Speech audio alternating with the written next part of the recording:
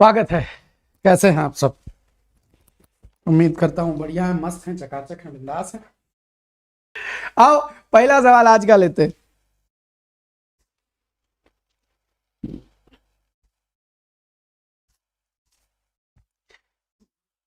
अच्छा, निर्मोहिया आज बहुत निर्मोही मत होना। चलने दो, कुछ मन की बातें आ जाना अच्छा रहता है। आयोग आपके लिए कठिन नहीं बनाएगा, आप चिंता मत करिए। पहला प्रश्न आप सबके सम्मुख। आज की जो क्लास है, इस कक्षा में हम लोग क्या लेते हैं? नियमित कक्षा, नियमित संधि समास रस छंद अलंकार वर्णमाला सारे पेपर लेते हैं। बच्चा खूब खुश रहो। सारे पेपर लेते हैं और सारे टॉपिक लेते हैं। 1 बजे की क्लास जनरल हिंदी क्लास होती है और रात 9:15 बजे की क्लास आरओ फोकस्ड क्लास होती है। यदि आप हमारे संग बैठ के 20 रोज अभ्यास कर लेंगे, बाकी कुछ ना पढ़ो, तुम्हारा पेपर अगर गड़बड़ा जाए तो हमसे आके कह देना गुरुजी हमने आपसे पढ़ के गया, आप पर भरोसा किया, आज जो कह रहा हूं वही मिलेगा पेपर में, खाली वो टेक्निक समझ ले जाओ तो बात बन जाएगी। तथागत किसको कहते हैं? तथागत कहते हैं भगवान बुद्ध को। तथागत किसको कहते हैं? हाँ, भगवान बुद्ध को कहा जाता है। अतिथि मेहमान को बोलते हैं दिवंगत। दिवंगत, दिवंगत, हाँ, जो चला गया। बच्चा, बौद्ध भिक्षु अलग शब्द है। तो आइए अगले सवाल पर बढ़ते हैं। दूसरा सवाल इनमें से, मैं नीर भरी दुख की बदली, रचना रचयिता भी आएगा। हाँ, तो तैयार करते रहेंगे ऐसे ही, फुटकर धीरे धीरे एक एक निपटाते रहेंगे। मैं नीर भरी दुख की बदली किस कवियत्री की पंक्ति है? असल में सबने लत लगा दी है ज्यादा पढ़ाने की। हाँ, मतलब एक आती है, वो जब अंतरिक्ष में लोग जाते हैं तो वो खाली कैप्सूल खाने वाली लेके जाते हैं, उसी से खाते हैं, सालों जिंदा रहते हैं। तो अगर वैसी कैप्सूल हो तो ना ज्यादा भर के दिखाओ। 14 ठे थाल धरे हो, कम से कम 10 घंटे की मैराथन हो, ना उनकी कुछ समझ में आ रहा है, नींद में टपाटप लगाए रहे, ना तुम्हारे कुछ समझ में आ रहा है। मतलब क्वालिटी पढ़ाई हम कराते हैं, क्वांटिटी क्या करोगे यार, इतने से काम हो जाएगा। सुनो, मैं नीर भरी दुख की बदली, ये लिखा है किसने? महादेवी वर्मा ने लिखा है। किसने लिखा है? महादेवी वर्मा ने लिखा है। महादेवी वर्मा। बात समझ गए? आप समझिएगा। पहली बात तो ये पंक्ति बड़ी प्यारी है, मैं नीर भरी दुख की बदली, बहुत सुंदर गीत है। इंटरमीडिएट में था मैं नीर भरी दुख की बदली, वो था। तो आधुनिक काव्य की मीरा कहा जाता है महादेवी वर्मा को। एक मन में सवाल आ रहा है, जरा हमको बताइएगा, ये कुछ टाइपिंग मिस्टेक लग रही है हमको।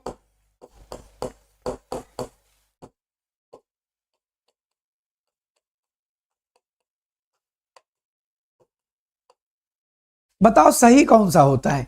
ए सही होता है कि बी सही होता है? कमेंट करो। मतलब जो लिखा है वही सही लिखा है, मतलब बी या ए, क्या सही होता है आपके लिए? ए और बी। थोड़ा एक वर्तनी पर जरा चर्चा हो जाए, फिर आगे बढ़ते हैं।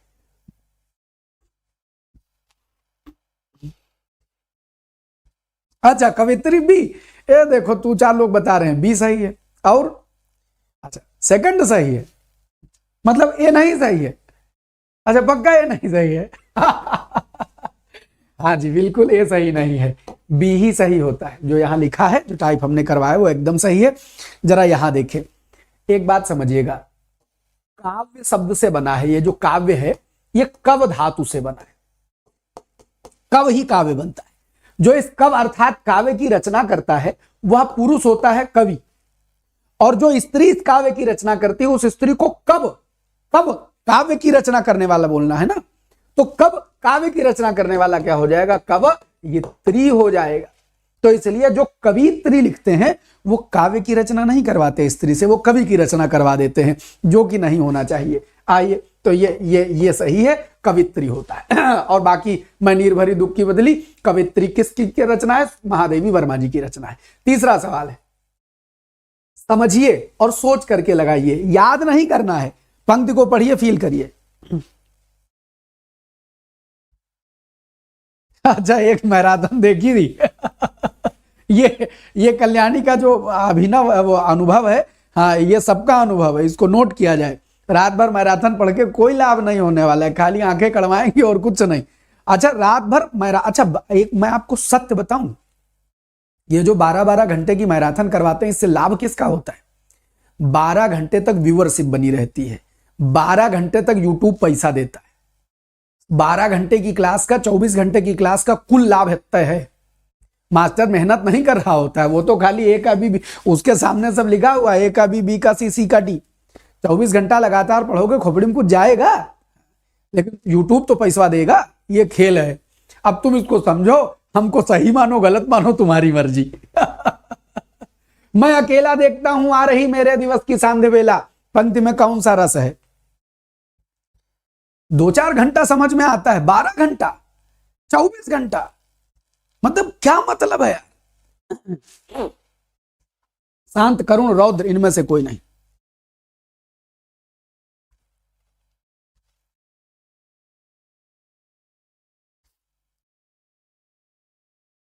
अरे बहुत खेल है बच्चा, बहुत खेल है। दुनिया कहती है कि हाय हम तुम्हारे लिए रात भर जाग रहे हैं, है मतलब बड़े गजब खेले हैं दुनिया में। तुम्हारे लिए मेहनत कर रहे हैं, ठीक है मेहनत कर रहे हैं तो क्या घर परिवार छोड़ थोड़े कर रहे हो, खाओ पियो, कोई मना करे है?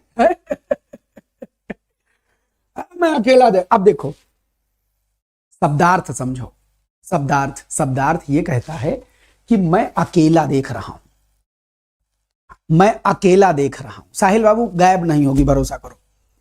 मैं अकेला देख रहा हूं कि मेरे दिन की संध्या आ रही है, मेरे दिन की शाम आ रही है। तो मैं अकेला देख रहा हूं कि मेरे दिन की शाम आ रही है। अगर हम ऐसा मान लेंगे तो इसमें क्या है? इसमें कोई गुस्सा है, इसमें कोई करुणा है, कोई दुख है? नहीं। इसमें क्या है? इसमें शांत है। अब इस जिंदगी में कुछ नहीं बचा। कबीर की तरह गा रहे हैं कि हाँ वो अभी क्या कहते हैं, वो नहीं, कबीर का वो भजन जिसमें काहे रे नलिनी तू काहे कुम्हलानी, मेरे ही नाली सरोवर तेरे ही नाली सरोवर पानी, ऐसा भाव आ रहा है। तुलसी की तरह भाव आ जाता है क्या कि अब लो नसानी अब न सही हो। जो लिखा है उसका मतलब समझो, अर्थ समझ में आने लगेगा, वरना खाली एक भी करने कोई फायदा नहीं। ये कह रहा है कि मैं अकेला हूं, मैं अकेला पड़ गया हूं, अब मैं देख रहा हूं कि कुछ बचा नहीं, मेरा दिन डूबने को है। तो भैया न दर्द है इसमें, न रौद्र है इसमें, शांति आ गई है जीवन में। इस तरह से शब्द के अर्थ समझिए, रस तो खुद ही निकल के बाहर आ जाएगा। रटने की चीज थोड़ा ना, इसमें ये होता है उसमें वो होता है, अरे जो लिखा है वही होगा ना, कुछ बदल थोड़े जाएगा। आगे बढ़ते हैं। प्रश्न संख्या 4, रास्ते का भोजन, इस वाक्यांश के लिए एक शब्द क्या होगा?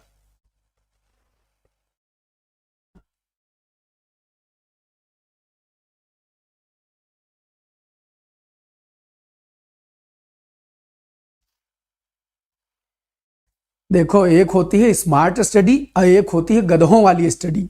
स्मार्ट स्टडी ये होती है कम पढ़ना ज्यादा समझना, और गधों वाली स्टडी होती है लगे रहना, अब लगे रहना। बैठे हैं घर वाले देख रहे हैं, हाय हमारा लड़का रात रात जाग रहा है, मेहनत बहुत करें, आवा कुछ नहीं। बुद्धि में जाए तब आएगा ना, बुद्धि में जाना जरूरी है, मेहनत खाली करना जरूरी नहीं है। रास्ते का भोजन, इस वाक्यांश के लिए उचित शब्द चुनिए। तो भैया जो रास्ते का भोजन होता है उसको पाथे कहते हैं। इस शब्द को याद कैसे करें मैं आपको बताता हूं। पथ माने रास्ता होता है,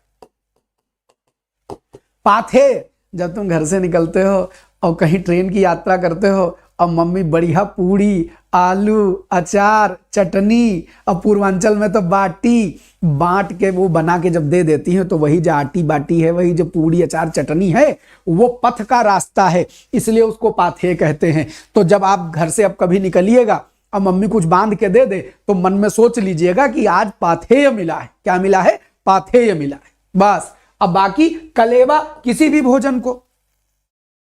भोजन को कलेवा कहते हैं, ठीक। और पथ्य बीमार का खाना है, बीमार का खाना है। जब रोगी को परहेज जिसको कहते हैं वही परहेज है पथ्य। जब आप किसी डॉक्टर को दिखाते हैं, वो कहता है ये खाना है ये नहीं खाना है, तो जो वो खाने को बताता है बीमार के लिए, जो वैद्य द्वारा डॉक्टर के द्वारा सुझाया जाता है, उस खाने को वो कहते हैं। पंथक यूं ही बना दिया गया, पंथक पंथ का, इसका कोई मतलब नहीं बनता है। सवाल संख्या 4, जिसके पास कुछ ना हो, इस वाक्यांश के लिए एक शब्द चुनिए। बहुत सुंदर शब्द, हाँ मकुनी, मकुनी भी गुड़ मड़ुआ मकनी, हाँ मकुनी। एक वो राधा का गाना है बड़ा बढ़िया,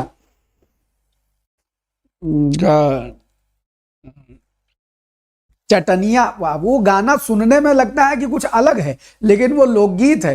राधा ने जाकर गाया था कि वो चटनिया ए राजा सिलवट पे पीसे, खाली ये ए राजा को आप समझ करके अन्यार्थ मत लीजिए, लेकिन अगर आप इस शब्द को समझेंगे तो बहुत प्यारा लोकगीत है, गाया बहुत चटपटा के है उसने, बस इतना है, लेकिन गनवा बड़ा बढ़िया। उसमें गुड़ मकुआ मकुनी बुलैली, क्या कहते हैं वो क्या कहते हैं वो पिज्जा खाने लगे और ये सब भूल गए, ये चर्चा है उसमें, बड़ा जबर गीत है यार वो। जिसके पास कुछ ना हो, वाक्यांश के लिए एक शब्द क्या है, तो जिसके पास कुछ ना हो उसके लिए एक शब्द है अकिंचन। अब इस अकिंचन को जिंदगी भर न भूल लो, इसके लिए कहानी समझो। किंचित माने होता है कुछ, किंचित माने क्या होता है, कुछ। किंचित तत्सम है, कुछ उसका तद्भव है। अब इसी किंचित से क्या बना है, अ माने नहीं है, किंचन जिसके पास कुछ भी नहीं है उसको अकिंचन बोलते हैं। इसी किंचित किंचन से क्या बना, अकिंचन जिसके पास कुछ भी नहीं, कुछ नहीं। नहीं, अब बाकी शब्दों की व्याख्या समझो। लिखा है निरीह, तो ये उत्तर तो हो गया, इस सवाल का जवाब हो गया, बाकियों की तो व्याख्या जाननी चाहिए। देखिए ये है निह और ई। अब कंप्यूटर जी एक पन्ना तो इनको सबको समझाते हैं। देखो ईहा एक शब्द होता है हिंदी में, ईहा इच्छा का समानार्थी, इच्छा का समानार्थी। जहां इच्छा लिखा हो वहां ईहा लिखा जा सकता है, ईप्सा लिखा जा सकता है, वांछा लिखा जा सकता है। वांछा आपने हर फॉर्म में वांछनीय लिखा देखा होगा, वांछनीय योग्यता। कभी सोचा कि इस वांछनीय का मतलब क्या होता है? वांछा माने इच्छा। जो भी आदमी पेपर बना रहा है, जो आयोग आपको सेलेक्ट करना चाहता है, वो चाहता है कि आपके पास जो अनिवार्य योग्यता है वो तो हो, उसके अलावा वो चाहता है, उसकी इच्छा है, उसकी वांछा है, उसकी वांछा के योग्य आपके पास कुछ और विशेषता हो। आप वो लेवल चला लेते हो, आप टाइपिंग कर लेते हो, आप वो क्या कहते हैं एनसीसी का बी ग्रेड सर्टिफिकेट आपके पास रहा हो, तो वो वांछा होती है। तो वांछनीय माने ये और चाहिए, अंग्रेजी में इसके लिए डिजायरेबल लिखा रहता है। तो याद रखिए वांछित या वांछनीय शब्द इसी वांछा से बना है। वांछा माने क्या होती है? इच्छा। ये भी संस्कृत शब्द है। इप्सा माने इच्छा, इच्छा माने इच्छा, ईहा माने इच्छा। तो अगर ईहा माने इच्छा और हम कह दें निह माने बिना, ई इच्छा के, तो जिसके पास कोई इच्छा ना बची हो, जिसकी कोई इच्छा ही ना बची हो, उसको क्या कहते हैं? निरीह। और उर्दू में क्या कहते हैं? बेचारा, जिसके पास कोई और चारा बचा ही ना हो, जो दिया जाए वही करना पड़े, जो दिया जाए वही खाना पड़े, तो क्या कहेंगे? अरे वो बहुत बेचारा है, यानी उसके पास कोई और चारा अवेलेबल नहीं है। देयर इज नो विकल्प, उसके पास कोई विकल्प नहीं बचा, तो बेचारा। और हिंदी में उसको बोलेंगे निरीह, निही, उसकी कोई इच्छा ही नहीं है, जो दे दोगे जो कहोगे वो कर लेगा, ऐसे आदमी को निरीह कहा जाता है। तो अब ईहा इच्छा, इप्सा, वांछा समानार्थी समझिएगा। निरीह कैसे बना ये आप जान गए। तो लिखा था निरीह, तो निरीह माने क्या निकलेगा अर्थ? शब्दार्थ हम समझ गए। निरीह माने निकलेगा बेचारा। निरीह क्या हो गया? बेचारा। निर्धन, जिसके पास धन नहीं है वो निर्धन, वो गरीब है। वो क्या है? गरीब। अंकित, छपा हुआ, अंकन किया हुआ। अंकन, अंकित मतलब अंकन, अंकन मतलब किसी चीज को अंक बनाना, तो अंकन करना, अंकन किया हुआ,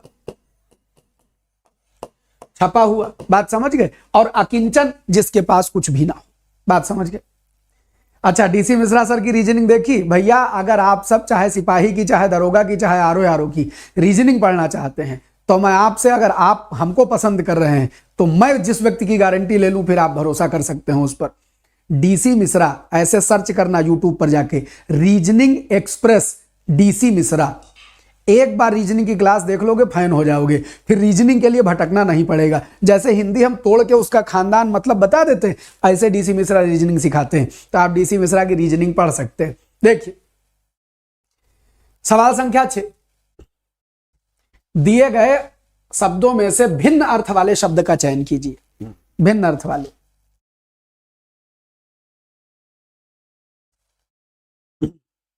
डीसी मिश्रा सर की रीजनिंग जाके एक बार देखिए आपको। और इसमें जो बैठते हैं, हाँ वो जो बैठते हैं डीसी मिश्रा सर की रीजनिंग में, वो जानते हैं। देखो इस दुनिया में भीड़ बहुत है और तुम उसकी ओर जाते हो जिसके पास ज्यादा भीड़ है। याद रखना, जरूरी नहीं है कि हर बार भीड़ ही सही हो। कई बार भीड़ में झोली बाबा भी मिल जाएंगे। आपको हो सकता है कोई आदमी 10-20 के पास बैठा हो, लेकिन परम ज्ञानी हो, तो रीजनिंग का परम ज्ञान, समय भीड़ नहीं मिलेगी वहां, आप जाएंगे तो होगी। तो आप रीजनिंग के लिए जरूर जाइए। दिए गए शब्दों में से भिन्न अर्थ वाले शब्द का चयन करना है। तो बच्चा भुजंग है अलग अर्थ। भुजंग किसको कहते हैं? भुजंग बोलते हैं सांप को। मन से जो पैदा हुआ मनोज, कंदर्प और अनंग, ये तीनों किसके पर्यायवाची हैं? कामदेव की। अच्छा, आप लोग हमारे चैनल को भी कभी विजिट किया कीजिए। चैनल कैसे विजिट करते हैं? चैनल ऐसे विजिट करते हैं कि आप ये हिंदी भास्कर का जो फोटो है उसको क्लिक करेंगे तो पूरा चैनल खुल जाएगा। उसमें रिकॉर्डेड में एक पुरानी क्लास पड़ी है, महादेव और कामदेव की कहानी के साथ सीखें पर्यायवाची। तो उसमें हमने भगवान शंकर की और कामदेव की एक कहानी सुनाई है और उसमें महादेव और कामदेव के अलावा बहुत सारी पर्यायवाचियां डिस्कस हो जाएंगी। एक बार जाके वो देख लीजिएगा, आपको आनंद आ जाएगा। भुजंग क्या है? सांप है। दिए गए शब्दों में से भिन्न अर्थ वाले शब्द का चयन करनी है, भुजंग सांप। मनोज, कंदर्प, अनंग, ये क्या है? कामदेव है। ये क्या है? कामदेव है। अभी हम जाते जाते इस क्लास में वो वाली पर्यायवाची टैग कर देंगे, वो वाली पर्यायवाची टैग कर देंगे इसमें जाते हुए, तो आप देख लीजिएगा। अरे यार, डिलीट नहीं करना था, अनपिन करना था। ओह सॉरी, कोई बात नहीं। कामदेव कौन है? कामदेव एक देवता है बच्चा। हाँ, कामदेव देवता है। भुजंग का संधि विच्छेद नहीं होगा सोनी, सोनू, भुजंग का संधि विच्छेद नहीं होगा। भुजंग जैसा कुछ बनाने की जरूरत नहीं है। भुजंग। अगला, संधि विच्छेद हर शब्द का नहीं होता। अगर हमारी संधि वाली क्लास पढ़ेंगे बच्चा, कामदेव एक देवता है। हम कल्पना अभी एक क्लास के आखिर में एक वीडियो इसमें टैग कर देंगे, आप वो देख लीजिएगा, कामदेव का खानदान जान जाएंगे, पूरी कहानी। शुद्ध वर्तनी वाले शब्द का चयन करिए।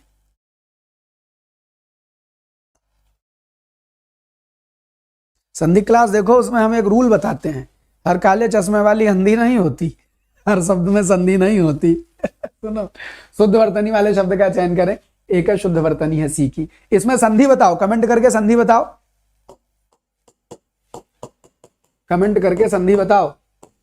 अत्यधिक, अत्यधिक संधि हो जाएगी यण। संधि क्या हो जाएगी? यण हो जाएगी। सवाल संख्या 8, गगन चुंबी में समास बताओ।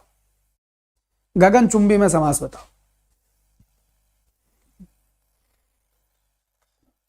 बच्चा, सभी का स्वागत है, खूब खुश रही।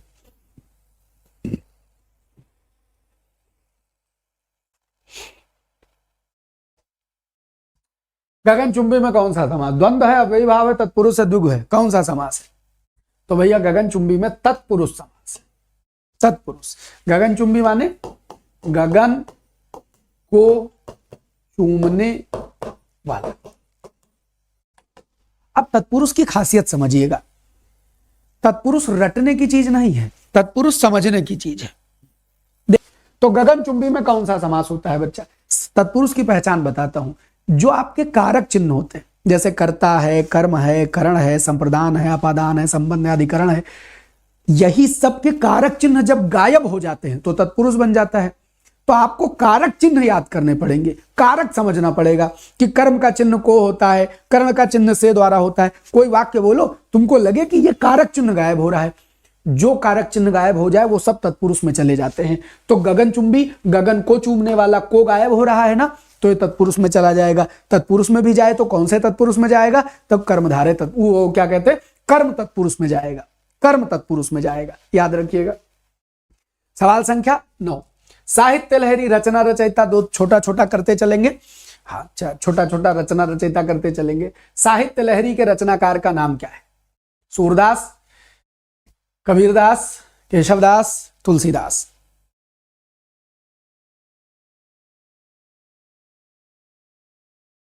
तो बच्चा, साहित्य लहरी, सूर सारावली, ये सब किसने लिखा है? सूरदास जी ने लिखा है। हाँ, सूरदास जी बहुत प्यारा लिखते हैं, भ्रमर गीत भी इन्होंने लिखा है। उधो मोहि ब्रज बिसरत नाही, कृष्ण भगवान पर जो सूरदास जी ने लिख दिया, आनंद देने वाला है, वैसा तो मिलवे नहीं करेगा। हाँ, तो उधो मोहि ब्रज बिसरत नाही, न 3 में न 13 में, यहाँ ने। अच्छा, ये जो हमने सिंबल अभी बना के ऊपर ना लिख दिया है, इस सिंबल को क्या कहते हैं? विराम चिन्ह में पूछा जाता है।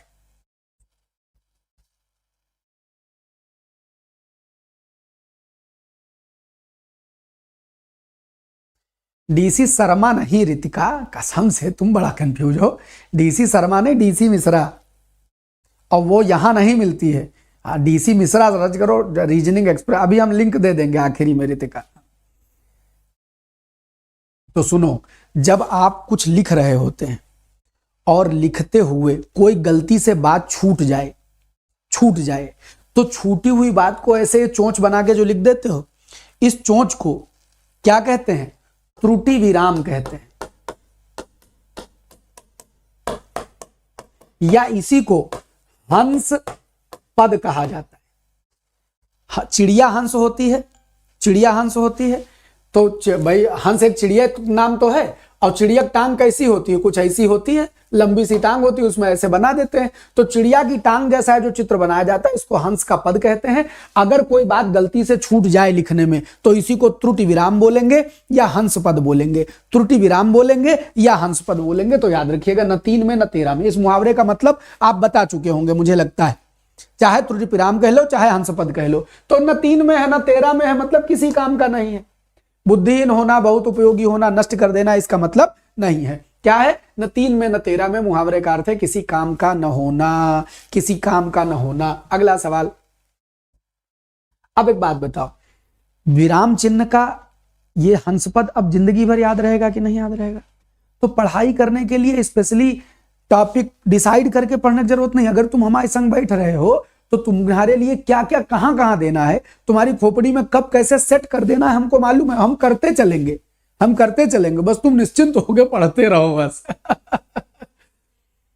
इनमें से कौन सी संधि है? बताओ, निश्चल में कौन सी संधि है? तो मास्टर साहब, तो बड़ी सरल संधि है, निधन चल। शब्द क्या बन जाएगा? निश्चल।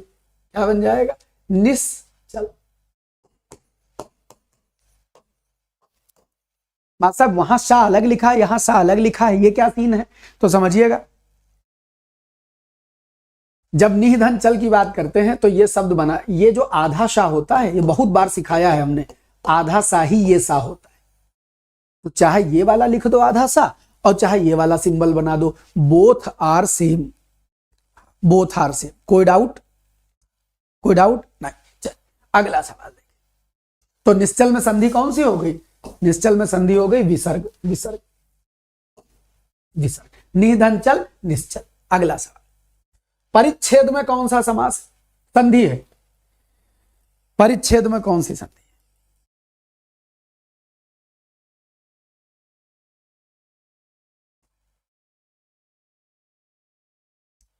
यह जो क्लास होती है इसमें हर प्रकार के प्रश्न हम सब मिल करते हैं।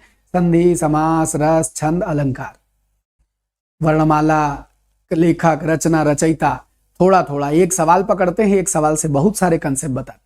यदि आप में धैर्य होगा, आप भीड़ में चलने वाले व्यक्ति नहीं होंगे, तो अगर 7 दिन हमको ठहर के देख लेंगे तो ठहर जाएंगे, लेकिन 7 दिन का धैर्य हम मांगते हैं। 7 दिन के पहले चले जाओगे तो तुम्हारा हम कुछ नहीं कर सकते। 7 दिन बस, एक बार बिना सोचे समझे 7 दिन हमको समय दे दीजिए, फिर ठहर गए। हिंदी तुम्हारे इधर आ जाएगी, तुम हमारे हो जाओगे।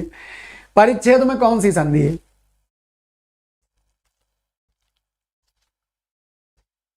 तो भैया परिच्छेद में व्यंजन संधि है। कैसे बनी है व्यंजन संधि, इस बात को समझिएगा। परि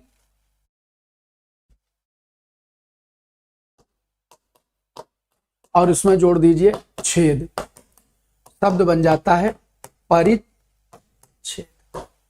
जब परि में छेद जोड़ देते हैं तो शब्द बन जाता है परिच्छेद। ऐसे ही देखो, अनु में छेद जोड़ते हैं तो शब्द क्या बन जाता है? अनुच्छेद। तो रूल है, और मैंने संधियां पढ़ा रखी है। संधि तो मैंने टॉपिक वाइज फ्री पढ़ा रखी है इसी चैनल पर। आपको अगर सिपाही दरोगा परीक्षा दे रहे हो, कोई दे रहे हो, तो संधि जरूर पढ़ लो। हाँ, ढूंढ के जाओ, प्लेलिस्ट संधि की मिल जाएगी, पढ़ लो। संधि में हमने सब पढ़ा दिया है। 4 साढ़े 4 घंटे क्लास है, एक बार पढ़ लोगे, हिंदी आत्मा में उतर जाएगी। संधि वहीं से शुरू होती है, और नियम है कि छोटा बड़ा से भिन्न स्वर हो, और उसके बाद छतरी वाला छा आवे तो बिना किसी से पूछे बीच में आधा चा लगा देना। छोटा बड़ा से भिन्न स्वर हो, उसके बाद क्या कहते हैं बीच में वो छतरी वाला छा आ जावे तो उसके मध्य में स्वतः आधे चा का आगमन हो जाता है। नहीं नहीं, भिन्न स्वर नहीं, छोटा बड़ा छोटी बड़ी छोटाऊ बड़ऊ कोई हो, सॉरी सॉरी सॉरी, छोटा बड़ा छोटी बड़ी छोटाऊ बड़ऊ, अगर ये मात्राएं आ जाएं और इस मात्रा के बाद छा लिखा है ऐसे छतरी वाला छा, तो बिना किसी से पूछे बीच में आधे चा की मात्रा लगा देना, आधा चा लगा देना, तो ये हो जाएगा परिच्छेद परिच्छेद, अनुच्छेद अनुच्छेद। ये संधि कौन सी होती है? व्यंजन संधि होती है। सवाल संख्या 13, परुष के माने बताओ, सॉरी माने नहीं, परुष का विलोम बताओ, परुष का विलोम बताओ।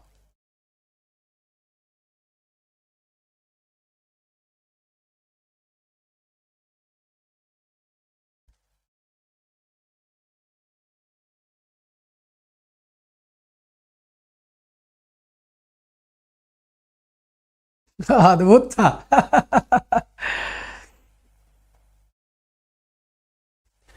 तो भैया परुष और पुरुष दो शब्द हैं, तो जो पुरुष है वो आदमी है,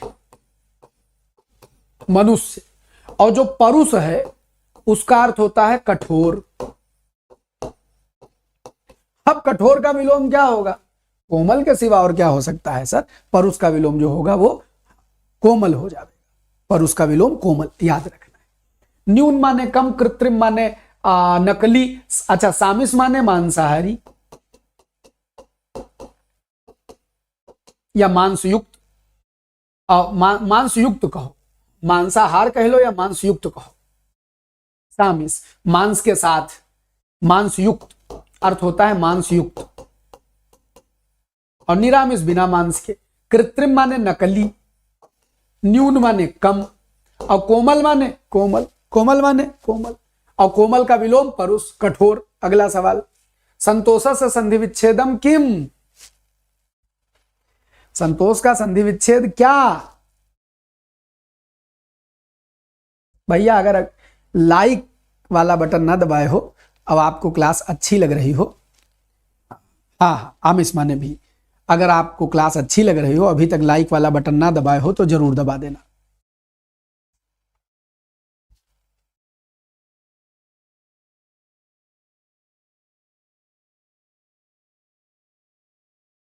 संतोष का संधि विच्छेद समतोष।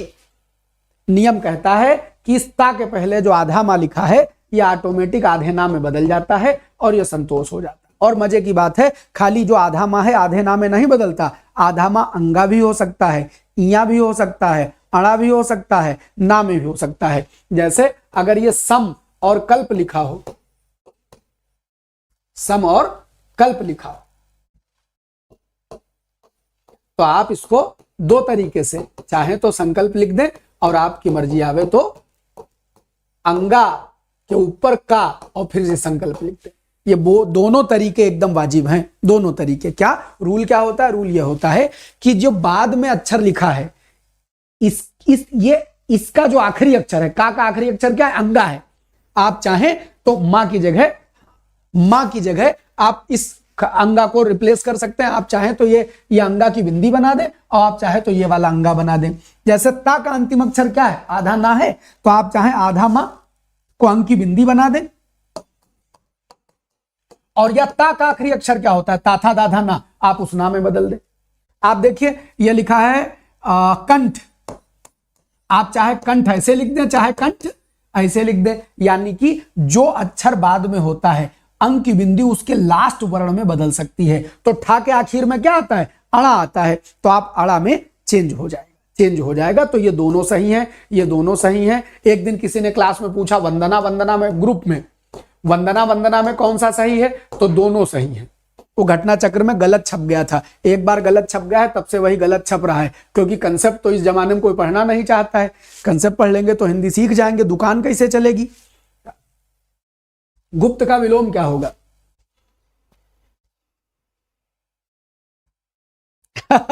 ये गजब लिखा है। मैराथन के युग में पैदल चलने वाली इस कक्षा को लाइक और शेयर करते चलें।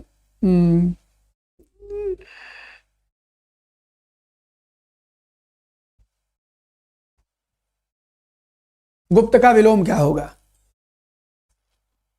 तो भैया गुप्त का विलोम होता है प्रकट। गुप्त का विलोम क्या होता है? प्रकट। सार्वजनिक, स्पष्ट और दृष्टव्य। अच्छा ये बताओ जी, वो हाँ वो आप भी अगर हमारी संगत में आ जाएंगे तो आप ऐसे ही हो जाएंगे दृष्टव्य। बस इतना बताओ सही है कि गलत है वर्तनी के हिसाब से। अगर सही है तो कमेंट में लिखें सही, अगर गलत है तो कमेंट में लिखें गलत। लिखिए, पहले दृष्टव्य पर चर्चा, फिर सवाल पर चर्चा। एक वर्तनी पक्की करवा देते हैं सदा के लिए। बताओ सही या गलत? इसका उत्तर तो गुप्त का प्रकट हो जाएगा। नहीं, स्पष्ट नहीं। गुप्त माने छुपा हुआ, प्रकट माने सामने। तो गुप्त के लिए प्रकट ज्यादा अच्छा, स्पष्ट नहीं। आप बताइए सब लोग, ये गलत है कि सही है? गलत है कि सही है?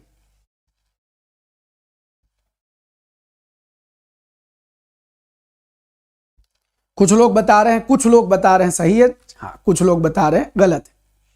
तो समझिए, ये जो दृष्टव्य लिखा है बच्चा, ये नितांत गलत है, सही नहीं है। सही देखो, मूल शब्द होता है दृष्टा। मूल शब्द होता है दृष्टा, ठीक। और इससे जो शब्द बनता है, दो शब्द बनते हैं। देखने वाले को बोला जाता है दृष्टा। तो ये जो दृष्टा है ये भी गलत होता है। सॉरी, मूल शब्द होता है दृष्टि। दृष्टि माने नजर, दृष्टा होता है देखने वाला। और इसी दृष्टि से एक शब्द बनता है द्रष्टव्य। द्रष्टव्य माने देखने योग्य। तो जब भी वर्तनी आवे तो या तो लिखना दृष्टा, या तो लिखना दृष्टा, या लिखना द्रष्टव्य, या लिखना दृष्टि। कभी दृष्टव्य मत लिखना, कभी दृष्टा मत लिखना। दृष्टा गलत है, दृष्टा नहीं होता है। बात समझ गए? ये दा में रा लगेगा। दृष्टि मूल शब्द है, इस दृष्टि से बनेगा दृष्टा, दृष्टा। और ये बनेगा द्रष्टव्य, द्रष्टव्य। ना कि दृष्टव्य, ना कि दृष्टा। ऐसा लिखा हो तो काट देना। वर्तनी में एक नंबर पक्का हो जाएगा, एक तो द्रष्टव्य लिखने में और दूसरे दृष्टा लिखने में। अब आते हैं इस पर। प्रकट, गुप्त माने जो छुपा हुआ है, और प्रकट माने जो सामने है। तो गुप्त और प्रकट में कोई दिक्कत नहीं है, एकदम सही हो जाएगा। सवाल संख्या 16। देखिए, लिखते समय हो सकता है बोलते और लिखते समय कुछ वर्तनी गलत लिख जाए, लेकिन जैसे ही उसकी हम व्याख्या शुरू करेंगे वो ऑटोमेटिक सही हो जाएगा। हाथ ही तो है, मना ही है तो बोलते बोलते कहीं री का रा लिख जाए तो हम तुरंत सुधार देंगे। हाँ, फिर सृष्टा भी गलत है एकदम ऋतु। सृष्टा भी गलत है, सृष्टा गलत होता है, सृष्टा होता है। मूल शब्द है सृष्टि, मूल शब्द है सृष्टि। इस सृष्टि से सृष्टा बनाना गलत है। इस सृष्टि से क्या बनाइए? सृष्टा बनाइए। दृष्टि से बनाइए दृष्टा, सृष्टि से बनाइए सृष्टा।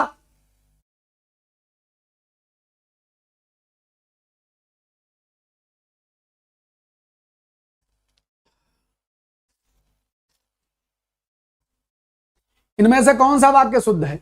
तो भैया प्रातः काल के समय, काल और समय दोनों एक साथ लगाओगे तो गलत हो जाएगा। आयु का प्रयोग कब करते हैं? देखो, कछुए की आयु 300 वर्ष है, मनुष्य की आयु 100 वर्ष है। यह होता है आयु। और याद रखना, आयु के माने लाइफ स्पैन इज कंप्लीटेड। अब 31वां देखना बदा नहीं है तब बोल दो आयु 30 वर्ष है। कोई ज्योतिषी भविष्यवाणी करे, कहे इसकी आयु 30 वर्ष है, इसका मतलब ये 31वां नहीं देखेगा, तब तो आयु बोलो। लेकिन जनरल अप्रोच में वर्तमान बताने के लिए उम्र या अवस्था का प्रयोग करेंगे। वर्तमान बताने के लिए उम्र या अवस्था का प्रयोग करेंगे, कभी भी आयु का प्रयोग कंप्लीट बताने के लिए नहीं करेंगे। बात समझ गए? ये हिंदी का सेंस है। आप कहेंगे मास्टर साहब गणित में तो लिखा रहता है मोहन की आयु इतने वर्ष, सोहन की, तो वो गणित में लिखा रहता है यार, हिंदी में थोड़े लिखा रहता है। वो गणित का मास्टर सवाल तुमसे करवाना चाहता है कि हिंदी सिखाना चाहता है? वहां लिखा है, लिखा रहने दो। But the complete life span is आयु। और जो पार्ट है, वर्तमान है, उसको अवस्था या उम्र कहते हैं। अभी उसकी अवस्था 30 वर्ष है, अभी उसकी उम्र 30 वर्ष है, चलेगा। आयु गलत हो जाएगा। अनेकों अपने आप में गलत है, अनेक के ऊपर ओ नहीं लगाते।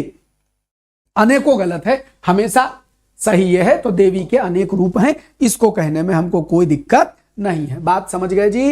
एकदम। सवाल संख्या 17, नीचे दिए गए शब्दों के सही विलोम शब्द छांटिए, इनमें से जो विलोम उचित है वो चुनिए। हाँ, उम्र और अवस्था दोनों हो सकता है बच्चा, उम्र भी हो सकता है, अवस्था भी हो सकता है।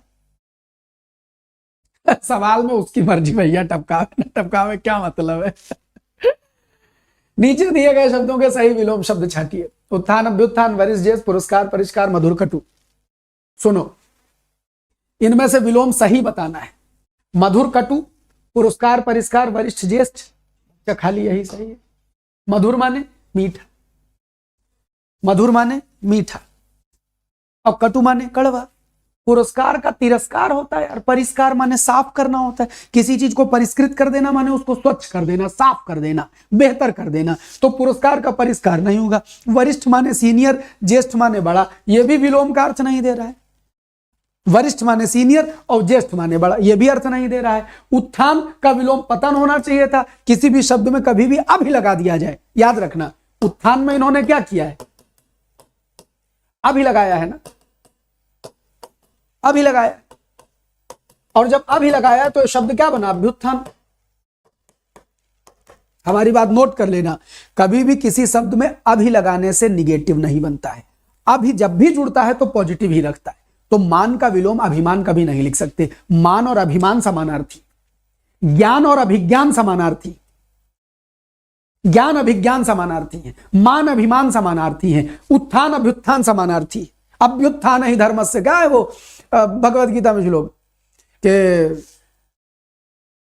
अरे वो भगवत गीता का बहुत फेमस श्लोक है, अभ्युत्थान ही धर्मस्य तदात्मानं सृजाम्यहम्। पहली लाइन मिस हो रही है, बताओ यार।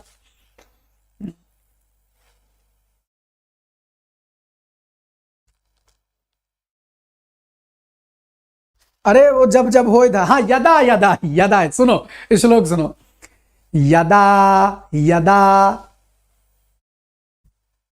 यदा माने हम जो सुनाएंगे उसी में से सवाल दे देंगे तुमको। यदा, तो यदा हिंदी में आगे बनता है जदा, और जदा से हो जाता है जब।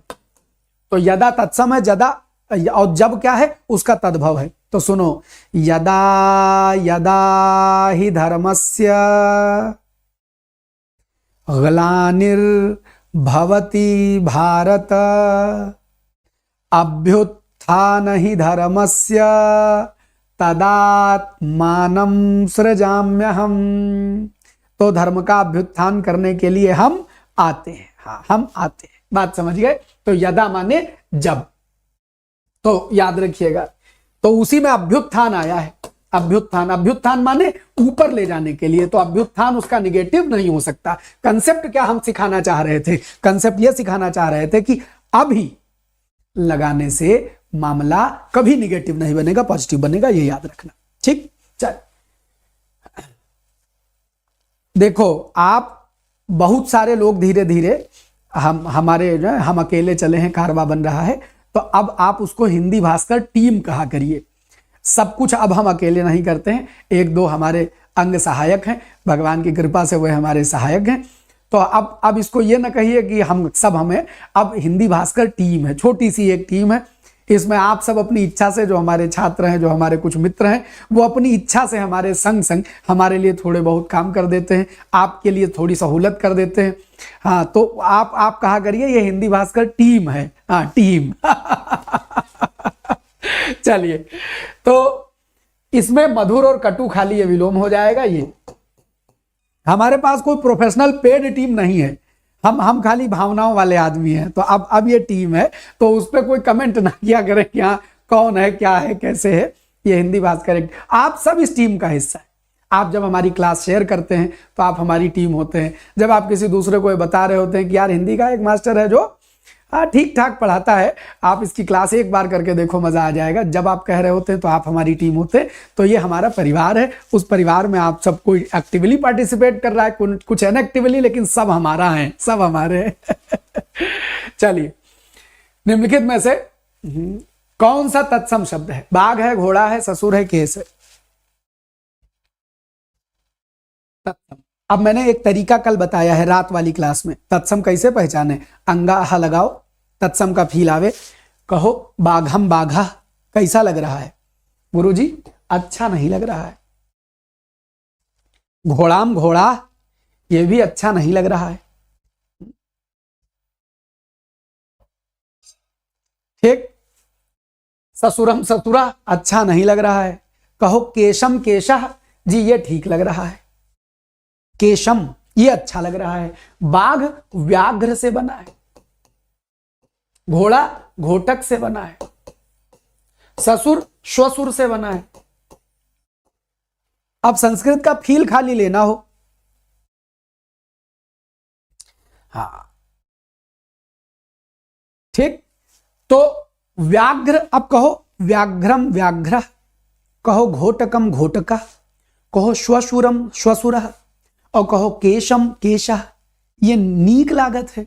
और कहो ससुरम ससुरा, कहो घोड़ाम घोड़ा, कहो बाघम बाघा, नहीं फील आएगा। जो संस्कृत होगा वही अंगाहा के साथ एडजस्ट करता है। ये धीरे धीरे सेंस डेवलप हो जाएगा, और जिस दिन ये हो जाएगा तत्सम कत खेले खत्म, अंगाहा लगाओ, यही है तत्सम।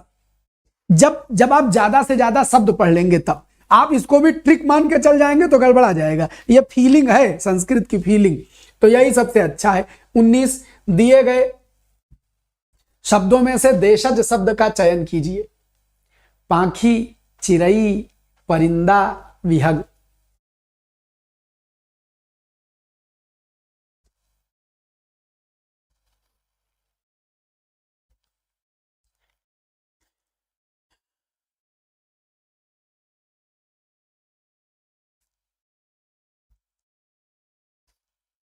बताओ।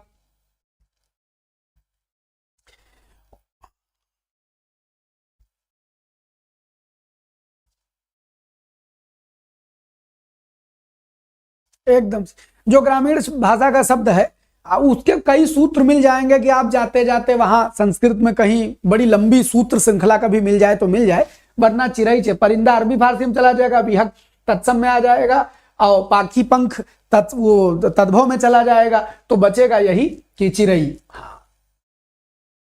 चिरई चिरैया, तो इसी से जोड़ लेंगे तो बात बन जाएगी। आइए अगला प्रश्न है, सरदिंदु का संधि विच्छेद कीजिए। सरदिंदु, बच्चा विहग तत्सम है,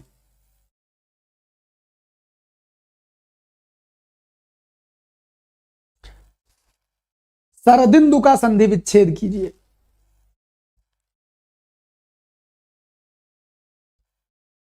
अरे पक्षी को सीधे सीधे पाखी बोल देंगे तो वो तो डायरेक्ट तद्भव हो जाएगा। अब सुनो, ये शरद इंदु नहीं है। शरद इंदु करोगे तो सरदेंदु हो जाएगा, और शरदेंदु कुछ होता नहीं है, ये व्यंजन संधि है बच्चा। शरद इंदु, सर और ता का बन गया आधा दा, आधे दा पे लग गई छोटी की मात्रा, तो ये हो गया सरदिंदु। माने शरत ऋतु का। इंदु माने क्या होता है, याद कर लो, इंदु माने होता है चंद्रमा। शरत इंदु का मतलब क्या हुआ, शरद ऋतु में चंद्रमा। जब बरसात खत्म होती है और जाड़ा शुरू नहीं हुआ होता है, तो मान के चलिए जो सितंबर और अक्टूबर, हाँ विहायस में गमन करने वाला अर्थात विहग सुंदरम। तो आप देखिए कि सरदिंदु क्या होता है, सरदिंदु का मतलब होता है शरत माने शरत ऋतु, और उसका चंद्रमा। तो जब आप दशहरे के पहले, जब अब बरसात के तुरंत बाद जब बरसात खत्म हो जाती है, तब आसमान देखिए बहुत साफ दिखाई पड़ता है। उस समय जो चंद्रमा होता है वो ऋतु जो चलती है वो वर्षा के बाद शरद ऋतु आती है, तो शरद ऋतु में चंद्रमा बहुत सुंदर दिखाई पड़ता है। तो किसी भी साफ स्वच्छ सुंदर चीज की तुलना शरद ऋतु के चंद्रमा से की जा सकती है, इसलिए सरदिंदु। एक बड़ी बढ़िया सुंदर प्रार्थना उसमें दी गई है दुर्गा सप्तशती में माता भगवती की, कि प्रातः स्मरामि शरदिंदु करोज्ज्वलाभाम, प्रातः स्मरण करता हूं शरत ऋतु के चंद्रमा के समान उज्जवल आभा वाली देवी का। प्रातः स्मरामि, सुबह सुबह स्मरण करता हूं, प्रातः स्मरामि शरदिंदु करोज्ज्वलाभाम। तो याद रखिएगा कि कर उज्जवल आभा वाली शरद ऋतु के चंद्रमा के समान उज्जवल मां देवी का हम नमस्कार करते हैं। तो सरदिंदु शब्द ऐसे बना है। आगे बढ़ते हैं, अगला सवाल, गति अवरोध का संधि करने पर क्या प्राप्त होगा। अगर गति और अवरोध को मिला दें तो इससे क्या मिलेगा।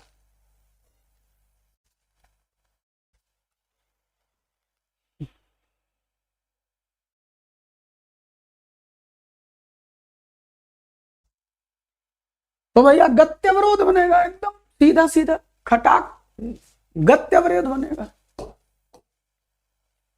गत्यवरोध बनेगा। तो गति अवरोध से क्या बनेगा, गत्यवरोध बनेगा बच्चे। तो याद रखना संधि कौन सी हुई है, यण हुई है, तो गति धन अवरोध शब्द हो जाएगा गा आधाता ई और आ मिलकर के या बनेगा अवरोध। वो जो बाद का सवाल है वो एडिटिंग प्रोसेस में था तो उसको उतना ही छोड़ देते हैं। तो बच्चा ये एक छोटी सी मुलाकात हमने आपसे की। तो आप खाली एकदम सत्य बात है कि आप ये ना देखा करिए कि उस पर थंबनेल क्या लगाए, बस अगर लाइव क्लास चल रही है, लाइव के बाद रिकॉर्डेड भी देख डालिए, बहुत मैटर हमारे इस चैनल पे पड़ा हुआ है। बस कॉपी पेन लेके वो हिंदी का पैटर्न समझ लीजिए, पैटर्न समझ में आ जाएगा तो हिंदी स्वतः आ जाएगी। तो बच्चा इस मुलाकात को